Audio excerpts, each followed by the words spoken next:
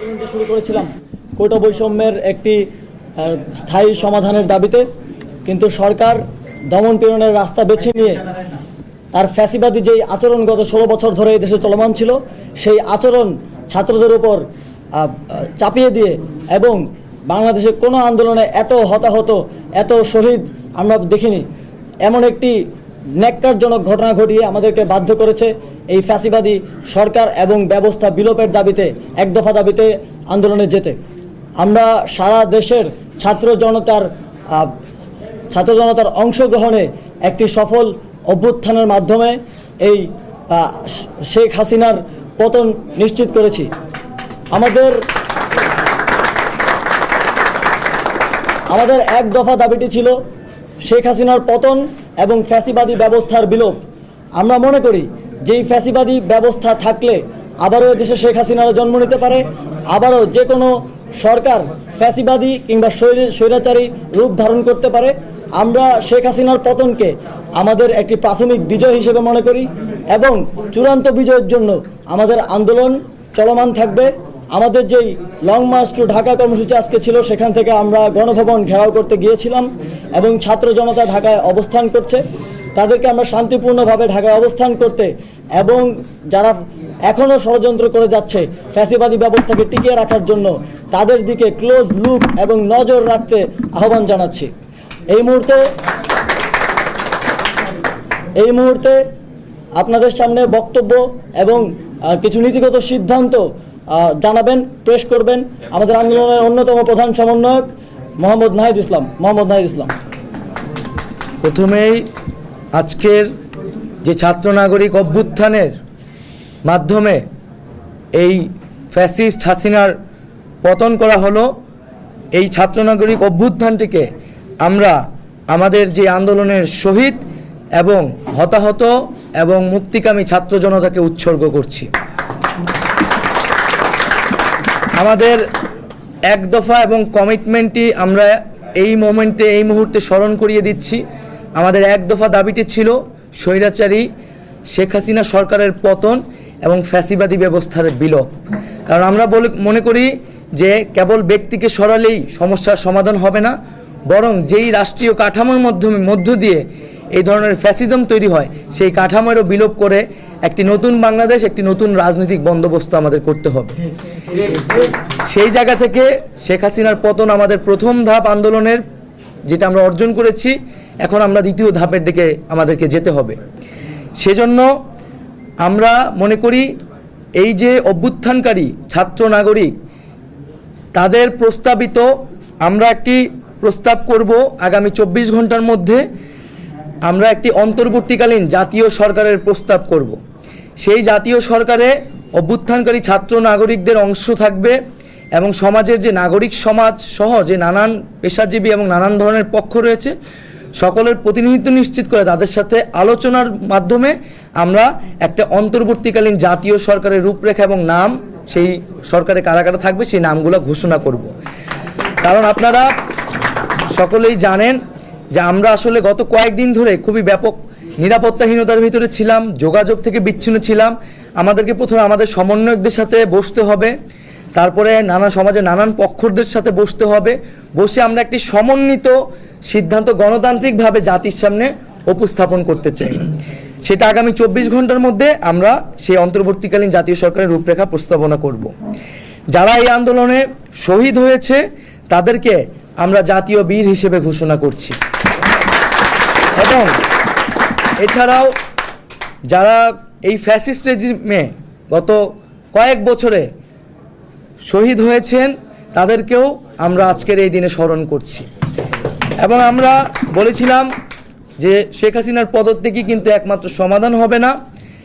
এই যে তারা একটি গণহত্যার সাথে জড়িত এবং এর আগেও পিলখানা হত্যাকাণ্ড থেকে শুরু করে বিভিন্ন গণহত্যা, গুম, খুন, মানবাধিকার লঙ্ঘন, ভোটাধিকার লঙ্ঘনের সাথে তারা জড়িত।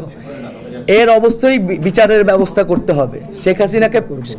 শেখ হাসিনা পালিয়ে গেলেই হবে না, আমরা তাকে বিচারের আওতায় আনব। এবং শুধু ফ্যাসিবাদ, যারা ফ্যাসিজমে সরাসরি সহায়তা করেছে এবং তাদের সমর্থক, তাদেরকে বিচারের আওতায় আনা হবে। এবং আমরা বলতে চাচ্ছি যে অভ্যুত্থানকারী ছাত্র নাগরিকের সমর্থিত বা প্রস্তাবিত সরকার ছাড়া আমরা কিন্তু আর কোনো ধরনের সরকারকে সমর্থন করব না। সেটা সেনা সমর্থিত সরকার হতে পারে বা জরুরি অবস্থা দিয়ে রাষ্ট্রপতি শাসিত সরকারও হতে পারে। আমরা এই ধরনের কোনো সরকারকে বিপ্লবী ছাত্র জনতা গ্রহণ করবে না। আমরা ঘোষণা করছি যে সকল আমাদের আন্দোলনের শিক্ষার্থী সমন্বয়ক ডাকসুর সমাজসেবা সম্পাদক আক্তার হোসেনকে এখনও জেলে বন্দি করে রাখা হয়েছে, আমাদের সমন্বয়ক ইব্রাহিম নীরব সহ সারা দেশেই বিভিন্ন সমন্বয়ক আন্দোলনকারী এবং নিরপরাধ ব্যক্তিদের গ্রেফতার করে রাখা হয়েছে কারাগারে। আমরা সকল কারাবন্দীদের এই আন্দোলনের কারাবন্দী এবং এছাড়াও এই ফ্যাসিস্ট রেজিমে যে নিরপরাধ ব্যক্তি এবং রাজবন্দী করে রাখা হয়েছে তাদেরকে আগামী 24 ঘন্টার মধ্যে মুক্ত করার ঘোষণা করছি। তাদেরকে 24 ঘন্টার মধ্যে আমরা আমাদের সাথে রাজপথে দেখতে চাই এবং আমরা মুক্তিকামী ছাত্র জনতার প্রতি আহ্বান রাখছি যে তারা যাতে আমাদের কাছ থেকে যে 24 ঘন্টার মধ্যে আমরা যে চূড়ান্ত সরকারের রূপরেখা দিব তা ঘোষণার আগ পর্যন্ত তারা যাতে রাজপথে অবস্থান করে এবং এক্ষেত্রে আমাদেরকে সতর্ক থাকতে হবে যে আন্দোলনের সুযোগে এখানে ফ্যাসিবাদের দোসররা এখনো নানান ধরনের অঘটন, নাশকতা, সহিংসতা করে এই আন্দোলনের ন্যায্যতাকে প্রশ্নবিদ্ধ করার চেষ্টা করে যেতে পারে। আমরা আহ্বান জানাচ্ছি সকলের প্রতি, এই দেশ আমার, এই রাষ্ট্রীয় সম্পদ আমাদের, সেক্ষেত্রে কেউ যাতে কোনো ধরনের লুটপাট, সাম্প্রদায়িক হামলা, কোনো ধরনের উস্কানিতে কান না পাতে মুক্তিকামী ছাত্র জনতাকেই সতর্ক থাকতে হবে এবং দেশের সম্পদ রক্ষা করতে হবে। আমরা কোনো প্রাণনাশ, কোনো সহিংসতা চাই না। আমরা শান্তিপূর্ণভাবে রাজপথে অবস্থান করব এবং যাদের বিচার করা হবে তাদের একটি প্রক্রিয়া অনুসরণ করে ন্যায় বিচারই আমরা সমাজে প্রতিষ্ঠা করব। আমরা বৈষম্য দূর করার জন্য, সমাজে ন্যায় বিচার এবং জীবনের নিরাপত্তার জন্যই কিন্তু এই এক দফা আন্দোলন ঘোষণা করেছিলাম। সেই ঘোষণার প্রতি যাতে সবাই শ্রদ্ধাশীল থাকে এবং বৈষম্য বিরোধী ছাত্র আন্দোলনের নেতৃত্বে এই অভ্যুত্থান সংগঠিত হয়েছে এবং আমরা আহ্বান জানাচ্ছি যে বৈষম্য বিরোধী ছাত্র আন্দোলন সকলের জীবন এবং জানমালের নিরাপত্তার জন্য মাঠে থাকবে, সে বিষয়ে সবচেয়ে বেশি সতর্কতা দিয়ে আমরা রাজপথে থাকব এবং আমরা আহ্বান জানাচ্ছি, আমরা ঘোষণা করছি যে যাতে বাংলাদেশে আমরা একটা ঐক্যবদ্ধভাবে এই গণঅভ্যুত্থানের কাছাকাছি গণঅভ্যুত্থানের মাধ্যমে সরকার পতন করেছি, আমাদের এখন ঐক্যবদ্ধ থাকতে হবে। এই ঐক্যবদ্ধ নষ্ট করার সকল পরিকল্পনাকে নস্যাৎ করে দিতে হবে। সেজন্য আমরা বারবার বলেছি যে আমরা এই হাসিনা রেজিম, এই ফ্যাসিবাদী ব্যবস্থার বিপরীতে, খুনি সরকারের বিপরীতে প্রতিবাদী জনতা, এখানে কোনো দল, মত, ধর্ম নির্বিশেষে আমরা সবাই ঐক্যবদ্ধ হয়েছি। এখানে কোনো ধরনের সাম্প্রদায়িক উস্কানি, কোনো ধরনের নাশকতা বা বিভাজনের চেষ্টা করা হলে মুক্তিকামী ছাত্র জনতাকে তা রুখে দিতে হবে। আমি আবারও এই গণ অভ্যুত্থানের জন্য সকলকে ধন্যবাদ জানাচ্ছি, সকলকে অভিনন্দন, দেশবাসীকে অভিনন্দন জানাচ্ছি এবং আমরা আগামী 24 ঘন্টার মধ্যেই অন্তর্বর্তীকালীন জাতীয় সরকারের রূপরেখা হাজির করব।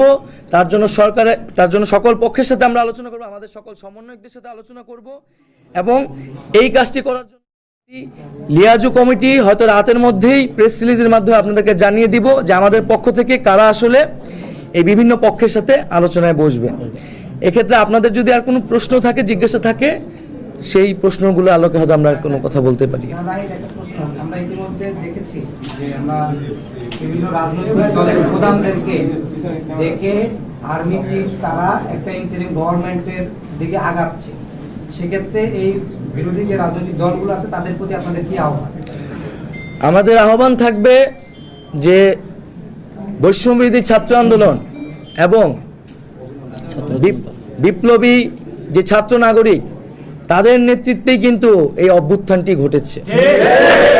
ফলে জনগণ তাদের নেতৃত্বে মাঠে নেমে এসেছিল, তাদের নেতৃত্বেই জীবন দিয়ে, তাদের আহ্বানেই জীবন দিয়েছিল। তো তাদের সাথে তাদের যেই প্রস্তাবনা, সেই প্রস্তাবনার প্রতি কিন্তু দেশের মানুষের শতভাগ আস্থা রয়েছে। বিরোধী দল সহ সকল পক্ষকে আমরা আহ্বান জানাবো যে তারাও এই যে বিপ্লবী ছাত্র নাগরিক তাদের প্রতি যাতে সেই আস্থাটা রাখে। কারণ যদি এখানে কোনো ধরনের চক্রান্ত বা পরিকল্পনা অংশ নেয় এই ফ্যাসিস্ট রেজিম শেখ হাসিনাকে সরিয়ে তার কোনো বি টিমকে বসাতে চায় এবং সেক্ষেত্রে যদি কোনো রাজনৈতিক দল বা পক্ষ অংশগ্রহণ করে সেক্ষেত্রে কিন্তু বাংলাদেশের জনগণ তাকে গ্রহণ করবে না, প্রত্যাখ্যান করবে। পক্ষ ছিল গণমাধ্যমে প্রকাশিত হয়েছে আপনাদের 3 জন সমন্বয়ক বাকি রাজনৈতিক দলের নেতাদের সাথে 3 জন সমন্বয়ক বঙ্গভবনে প্রবেশ করেছে। আপনারা এই বিষয়টা জানেন কিনা, সেখানে তারা এই বিষয়ে কোনো কথা বলেছে কিনা? এখানে আমরা বলতে চাই আন্দোলনের যারা মূল সমন্বয়কারী যে চেহারাগুলোকে আপনারা হয়তো চেনেন তারা সবাই এখানে উপস্থিত আছে। আমরা কিন্তু ফ্যাসিবাদী ব্যবস্থার বিলোপ চেয়েছি। বঙ্গভবনে যে রাষ্ট্রপতি থাকেন তিনি ফ্যাসিবাদী ব্যবস্থারই একটা অংশ বিষয়। তো আমাদের সাথে কোনো আলোচনা ব্যতি রেখে 3 সমন্বয়ক সেখানে গিয়েছেন, এ বিষয়ে আমরা তাদের সাথে কথা বলবো এবং কথা বলে যদি কোনো উপযুক্ত উত্তর তারা না দিতে পারেন সে বিষয়ে আমরা ব্যবস্থা নিব, বৈষম্যবিরোধী ছাত্র আন্দোলন ব্যবস্থা নেব। সেনাপ্রধানের পক্ষ থেকে দাবি করা হয়েছে যে আপনাদের সাথে যোগাযোগ করার চেষ্টা করা হয়েছে, করতে পারে না এবং তারা বলছেন যে যেহেতু আসিফ নজরুল স্যারকে